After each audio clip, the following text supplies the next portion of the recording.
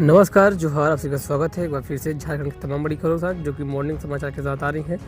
बेशक कि झारखंड में इंडिया गठबंधन में सीट शेयरिंग का खाका तैयार हो चुका है। अध्यक्ष के साथ दिल्ली पहुंचे कांग्रेस के मंत्री झामू सूत्रों के अनुसार पार्टी के केंद्रीय नेतृत्व में अपनी दावेदारी से अवगत करा दिया है। झामू ने अपनी सूची कांग्रेस नेतृत्व को सौंप दी है। ऐसे में झारखंड में लोकसभा चुनाव की सरगर्मी तेज है। भाजपा ने 11 प्रत्याशियों की सूची जारी कर दी है। वहीं अब इंडिया गठबंधन में भी सियासी हलचल है।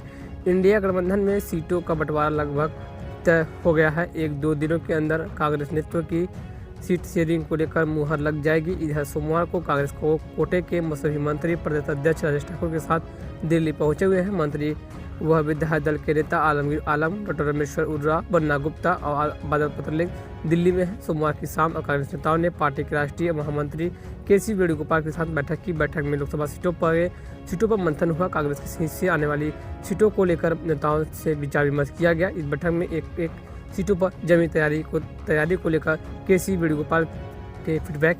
बैठक में राजद आम दलों को सीट देने पर भी मंथन किया गया है। तो दूसरी ओर एमपी एमएलए बनकर लुटने का कोई मौका नहीं छोड़ता है। शिबू सोरेन का परिवार बाबूलाल मरांडी ने साधा निशाना। बाबूलाल मरांडी ने कहा कि शिबू सोरेन परिवार का राजनीतिक उद्देश्य केवल पैसा कमाना और लूटना। ऐसे में प्रदेश भाजपा अध्यक्ष बाबूलाल मरांडी ने एक बार फिर शिबू सोरेन परिवार पर निशाना साधा है। श्री मरांडी ने राज्यसभा चुनाव मामले में सीता सोरेन की याचिका पर सुप्रीम कोर्ट के संविधान पीठ के निर्णय का स्वागत करते हुए कहा कि इस केस के शिकायतकर्ता में वह स्वयं शामिल रहे हैं। इस फैसले से शिबू सोरेन परिवार बेनकाब हो गया है।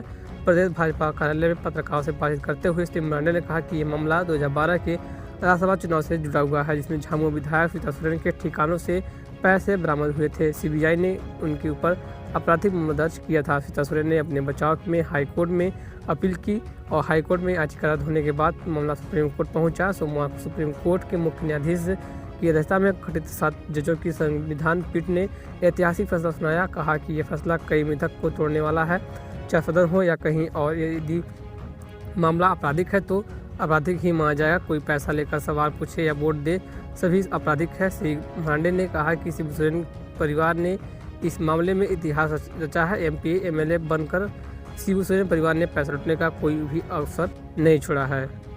तो दूसरी ओर झारखंड में स्पेनिश महिला से गैंगरेप पर हाईकोर्ट ने लिया संज्ञान, मांगी जांच की रिपोर्ट। दुमका के हंसडीहा थाना क्षेत्र में उक्त गैंगरेप की घटना 1 मार्च की रात हुई थी।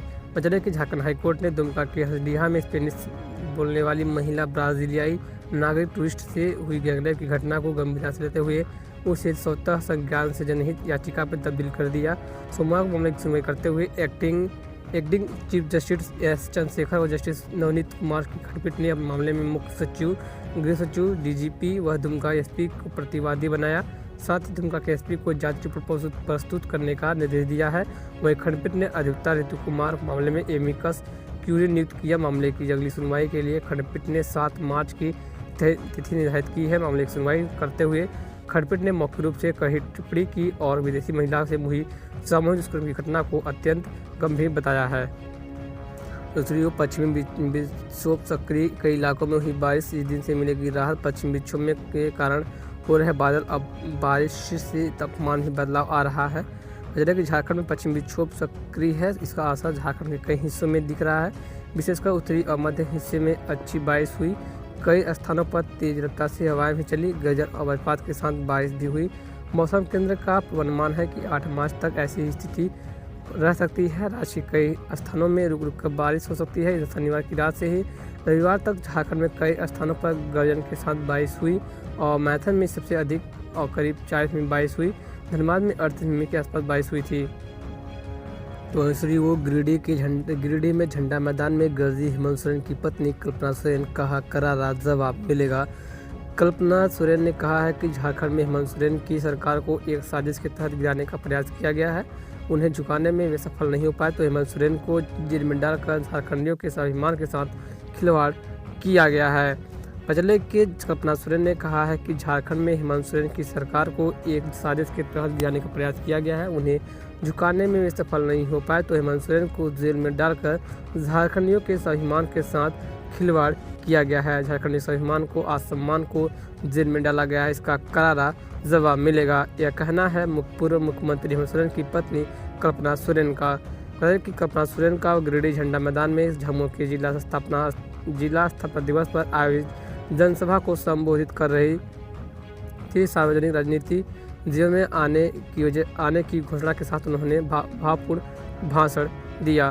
कल्पना सोरेन ने कहा कि हेमंत सोरेन को षड्यंत्र रचकर जेल में भेजा गया है। विरोधियों की सोच काफ़ी घटिया है। दिल्ली वालों के अंदर दिल धड़कता ही नहीं है। वे आदिवासियों, दलितों और अल्पसंख्यकों को कीड़ा समझते हैं। जब सरकार नहीं झुकी तो हेमंत सोरेन को कुर्सी छोड़ने के लिए बात किया गया। कल्पना सोरेन ने कहा कि सरकार में शामिल लोगों ने उनकी साजिश को सफल नहीं होने दिया और उन्हें फरास्त किया। कल्पना ने कहा कि झारखंड टूटेंगे नहीं और झारखंड झुकेगा नहीं। कहा कि हेमंत सोरेन का अपराध क्या था। उन्होंने कहा कि झारखंड विधानसभा क्षेत्र में पिछड़ों के लिए पारित 27% आरक्षण दिलाना, 136 लाख करोड़ रुपए का बकाया मांगना, या सरना धर्म कोड को लागू करना, या स्थानीय नीति लागू करवाना, या किसानों का ऋण माफ कराना, क्या उनका यही गुना था? ऐसे बातों को लेकर कल्पना सोरेन ने अपना भाषण पूर्ण किया। तो इसलिए वो सीएम चंपई सोरेन ने गिरिडीह को डेयरी प्लांट समेत 586.91 करोड़ की योजनाओं की दी सौगात। बीजेपी पर साधा निशाना। झारखंड के सीएम चंपई सोरेन ने गिरिडीह जिले में कुल 586.91 करोड़ की योजनाओं का उद्घाटन और शिलान्यास किया है। नगर भवन में कार्यक्रम का आयोजन किया गया है। गिरिडीह झारखंड के सीएम चंपई सोरेन ने गिरिडीह जिले के में कुल 586 करोड़ रुपए की योजनाओं का उद्घाटन किया, शिलान्यास किया। नगर भवन में आयोजित कार्यक्रम में मुख्यमंत्री ने 66.75 करोड़ रुपए की 97 योजनाओं का उद्घाटन किया। वह 99 योजनाओं का शिलान्यास किया। मुफस्सिल थाना क्षेत्र के योगीडांड में सोमवार को डेयरी प्लांट का शिलान्यास किया गया। उन्होंने कहा कि इसका निर्माण कार्य 2 से 2.5 वर्ष में पूरा हो जाएगा। इस डेयरी प्लांट में हर दिन 50,000 लीटर दूध का उत्पादन होगा। इससे क्षेत्र में खुशहाली आएगी और रोजगार के अवसर बढ़ेंगे। दूध उत्पादन के क्षेत्र में जिला आत्मनिर्भर बनेगा। उन्होंने कहा कि इसके जरिए सरकार ने नया अध्याय लिखा है। उन्होंने बीजेपी पर निशाना साधते हुए कहा कि झारखंड अलग होने के बाद बीजेपी ने सत्ता संभाली, लेकिन उसने विकास के कार्य को आगे नहीं बढ़ा पाया।